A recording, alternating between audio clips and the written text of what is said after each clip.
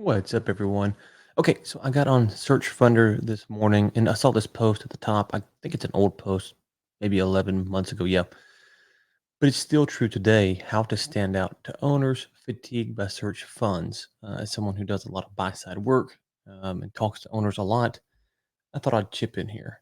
So, the first thing I would say is a lot of searchers might take pause and go that no one knows what a searcher is except for searchers and people on Twitter. Like, people don't know what a searcher is. So, if you're going out saying, I'm a searcher, I'm a searcher, I'm a searcher, I would not use that term if you are to stand out from everyone else. You're a buyer, right? So I don't know if people or searchers use that term or not, but if they do, I wouldn't because if other searchers are reaching out and you're saying that, then stop. So you're a buyer. I don't know if you're doing that, but don't.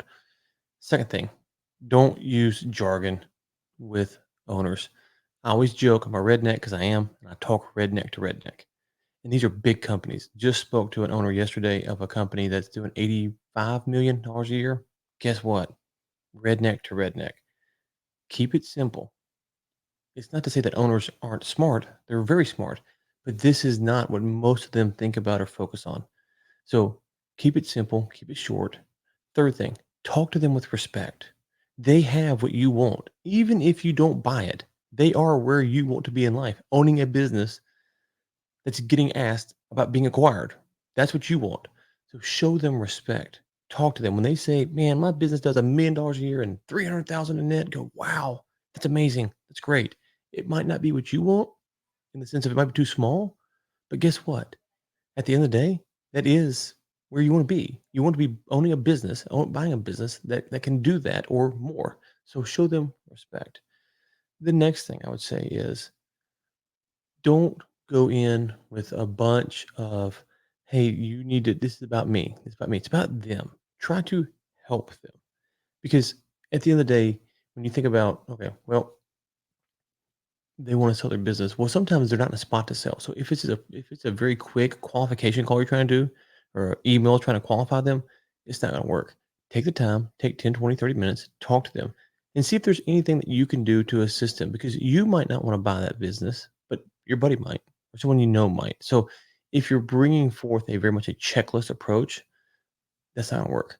You need to build trust, and how you build trust is seeing if you can help them, which is one of the things that we've had success with is that we go in and our process for qualifying and disqualifying is actually to help the seller.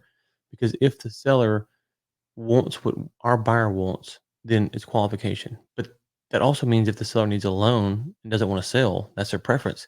That also helps our buyer because, right, we've qualified that they are or disqualified them because they actually want a loan. They actually need to refinance their credit. That's really what they want. They really don't wanna sell. And so we go through a process of trying to help the owner as much as humanly possible to see if it qualifies for our buyer. And if it does qualify, great, we put them forth. And if it doesn't qualify, we've brought value to the owner. We've built trust, reciprocity, all those things. So if it's just a checklist, what's your top line? What's your net? What's your EBITDA? How many employees? Da, da, da, and it's very formal. It's all about you getting information from them. You're gonna have a harder chance, a lower chance of success. Final thing I say, this picture is a young guy. When I was 22, I started running a multi-million dollar company. It was a family-owned business.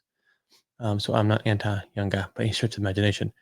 But, but what I had to learn when I was 22, 23, 24 was how to listen to what the older people were saying so I could pitch to them.